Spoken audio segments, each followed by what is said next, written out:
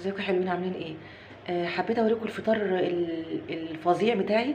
آم، في حد ممكن اقولك ايه ازاي انت بتفطري كده بالحامي ده كله؟ انا بحب الحامي جدا جدا يا جماعه، وبحب الاكله دي جدا. يعني انا اكتشفتها مؤخرا والله، ان هو تعمل اعمل بطاطس فرنش فرايز يعني، وفلفل، واحط جنبهم مثلا طماطم او اي حاجه، ايه تبرد الموضوع شويه.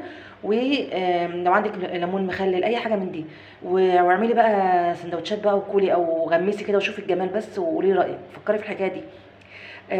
امشوا معايا خطوه خطوه، هي مش محتاجه يعني، هحمرهم وهاجي لكم. خليكم معايا. بس الجريمه يا جماعه، في اثناء الجريمه. جماعه الحمد لله تمام، الحمد لله عملت البطاطس والفلفل، جبت ليمون مخلل وطماطم والعيش بتاعي. بصوا المنظر، ايه رايكم والنبي؟ بصوا، اخر حلاوه. الاكله دي يا جماعه هي معروفه جدا، بس انا ما كنتش مقتنعه بيها. اللي هو زي ما انا اصلا ما كنتش بحب الفرنش فرايز اصلا، فحبيتها مؤخرا. وبعدين زودت عليها انا فلفل وكده، والتحابيش بقى اللي جنبها دي. في ناس بقى بتحط عليها توم والكلام ده، بتقلبها مسقعه. انا مش عايزاها مسقعه، انا عايزاها كده بالظبط. ايه رايكم في الحلاوه؟ يلا، حبيت اشارككم حاجه بسيطه من حاجاتي، الاكلات اللي بس. يلا اشوفكم ان شاء الله في فيديو جاي.